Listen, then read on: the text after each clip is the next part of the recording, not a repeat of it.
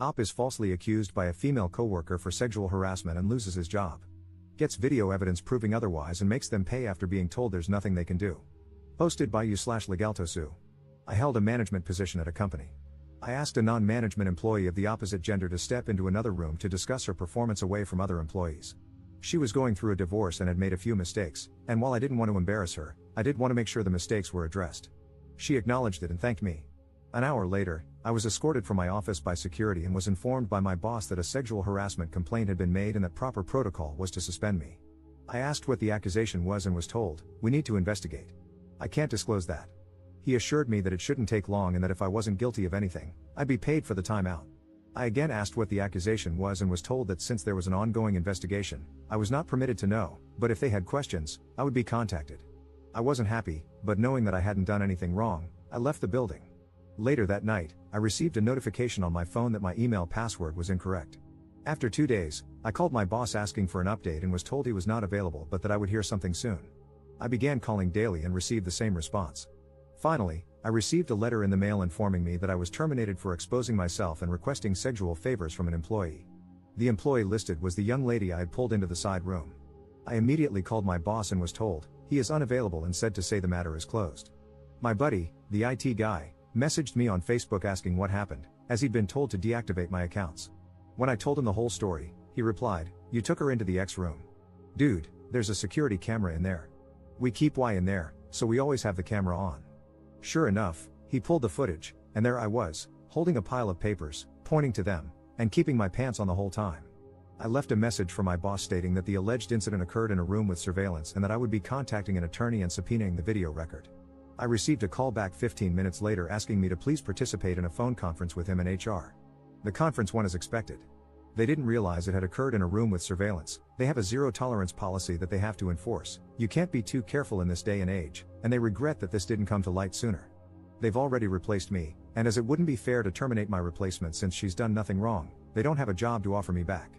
However, as a gesture of goodwill, they're going to pay me through my suspension, change my file so it reads that I voluntarily resigned, and provide me with a good reference.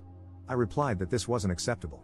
They made a false accusation against me, withheld vital information that I could have easily refuted, refused to take my calls, and completely failed in their own investigation by not checking video footage that would have immediately exonerated me. They asked what I thought would be fair. I told them they could immediately terminate the employee who made the accusation and either give me my job back or pay me 1 year's salary in addition to what was offered. My boss said that he could not discuss another employee with me and that neither of those options was feasible. The only options I had were what he had already offered.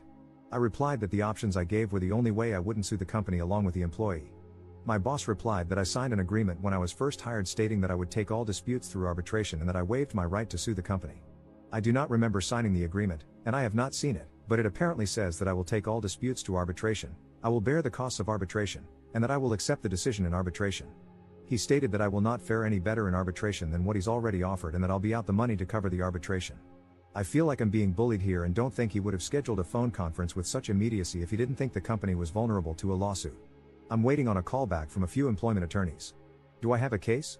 Am I wrong to feel that this is unacceptable? Relevant comments. Commenter. Get a lawyer and have them subpoena that video before it gets lost. Ops response. I have the whole conference on tape. My boss admitted that the tape proves the accusation was unfounded and that, had they seen it earlier, they could have offered me my job back. Commenter 2. Yes, you can sue. You can sue the company or the woman who made the false allegations. Ops response. She's been ranting about fighting her husband for the house during the divorce. I wonder how pissed she's going to be when she has to fight me for it. I had sympathy for her because I knew she was going through a tough time, but after this? I fully intend to take her to court. I'm going to go after her for every dime she has. Update 3 weeks later. Quite a bit has happened in the last few weeks.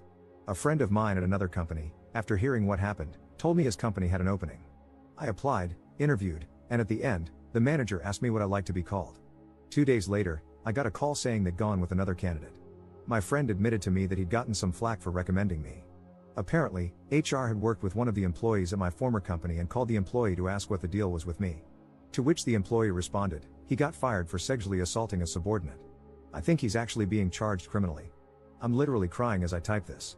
It's a nightmare that won't end. Long story short, I lost my crap, called up my old company, but my boss wouldn't get on the phone with me. I had an attorney draft a letter of demand and send it off. We scheduled another phone conference. They once again regret that an employee provided a reference outside of the prescribed channels. The employee was coached on the proper way to handle such requests. My attorney informed them that, in addition to wrongful termination, we would be adding defamation to our complaint against them. They insist that they have not broken any laws and cannot control the actions of an individual employee who went against company policy. So we're at an impasse. Either I move ahead against them, or I walk away. At this point, I'm ready to drag this through court. I tried to take the high road and go elsewhere, but they're regretting a lot of what they've done to me without taking any action to correct it. Oh, I almost forgot. A few days after my last post, they sent me a packet of papers, standard non-disclosure notifications, COBRA, and a blank copy of the arbitration agreement for me to sign. Why a blank one, you ask? Well, it seems somebody screwed up. They weren't making people sign when I was hired, and HR never bothered to have me sign the agreement while I worked there. Of course, I have signed nothing they sent me, including that agreement. I considered allowing arbitration if they covered the costs and I had approval over who was selected, but my attorney has advised against that. I wish I had better news to report. Things aren't as hopeless as they first seemed, but they're not easily fixable either. As for the employee who made the accusation, I know you're eager to hear, but at this point, I can't comment on what's happening there. Thanks for all of the advice and support so far. I promise to update when everything resolves, if not sooner, as much as I can. Second update 1 year later. Everything has been resolved, and I've been wanting to give you guys an update, but I had to wait until my lawyer gave me the okay to talk about things. So let's start from the beginning. I pulled one of my direct reports, Deborah, into another room to discuss a few mistakes she made but did not discipline her further. After this, she went to Joyce, one of the managers above me but not in my direct line of report, equal to my boss in terms of reporting structure. When Joyce heard that I had taken Deborah into another room without any witnesses, she told her that it was unprofessional. Apparently, her exact words were, you could accuse him of being inappropriate with you, and I would have no choice but to believe you. This was repeated several times, with a strong emphasis on no choice. Joyce then asked Deborah if I had been inappropriate with her, saying, "It will only happen again if you don't speak up now. If you do now, we can take action." Taking the not at all subtle hint from Joyce, Deborah accused me of exposing myself to her, and I was placed on leave pending an investigation. Joyce immediately sent out an email stating that nobody besides the secretary was to speak with me without an attorney present and told the IT guy, Paul, to deactivate my access. James, my boss, had a resume from Terry, an employee in Joyce's department, applying for my job before the close of business that day, and she was hired. Paul and I talked, and he provided me with video proving my innocence. The company continued to stonewall me and refused to talk to me. When they did, they attempted to push me into arbitration and to retroactively sign an arbitration agreement. I cut my losses, took another job, and was ready to move on. Sandy, an employee in Joyce's department, broke protocol, talked to HR at the new company, told them I had sexually assaulted a subordinate, and cost me the job. So that brings us up to date. My attorney and I launched a civil suit against the company and Deborah. Bet you're wondering how I know all of the above. Well, good old Joyce said she'd protect Deborah if she came forward.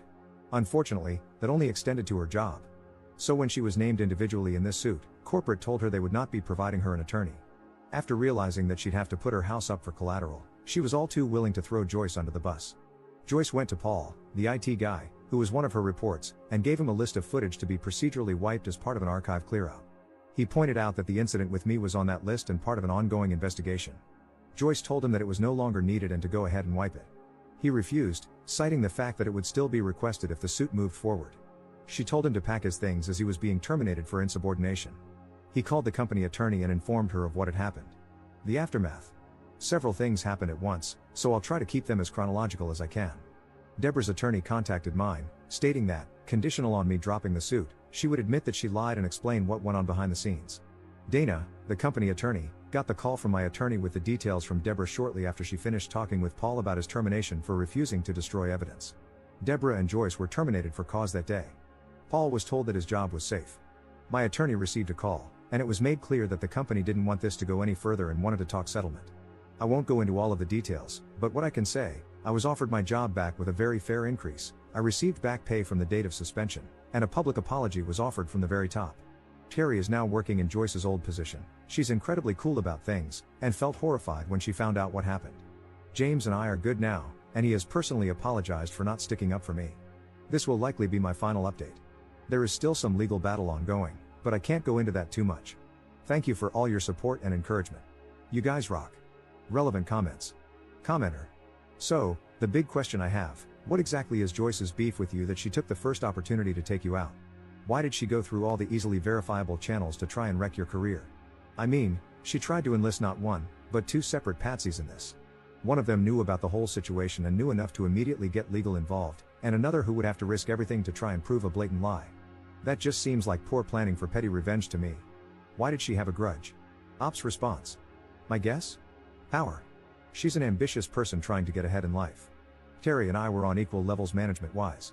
The only difference is that I have more direct reports, whereas she was basically an assistant manager to Joyce, handling the department by herself when Joyce was out. So, Joyce saw an opportunity to place a surrogate in another management position and gain a foothold in my area. Commenter 2. Did James remain fired too, or did he get his job back? Ops response. James was never fired. He did express his uneasiness to his superiors but was told that Joyce had handled the investigation properly and that he was not to speak with me without Dana present. I understand why he did what he did, and while things will never be the same between us, I can work with him without any animosity. Commenter 3. Please tell me that Sandy was fired for cause as well. Ops response.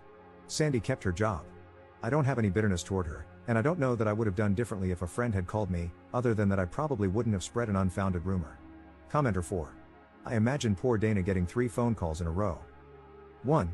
An employee saying, so, it turns out I made up a sexual harassment claim that got that guy fired because my boss wanted to put her flunky in his job. LOL, whoops. 2. An employee saying, hey, so, someone who is being sued by a former employee just fired me because I wouldn't erase evidence. What do I do? 3. A call from ops lawyer saying, hey Dana, you got your checkbook handy? Poor Dana. Someone buy her a pint of whiskey. Ops response. I don't know this officially, but it's gotten back to me from a few people that after my attorney called, Dana walked into our CEO's office and said, you need to either settle or get outside counsel because there is not a chance in hell I'm walking into a courtroom to defend this effing nightmare. Additional info from Op regarding his future at this company. Believe me, I'm not planning on staying here. However, without giving too much away, this is a very tight-knit industry. People talk, and I was pretty much scorched earth. By clearing my name, being welcomed back, and putting in some time, I'm making sure I have all my ducks in a row before I get the hell out of here.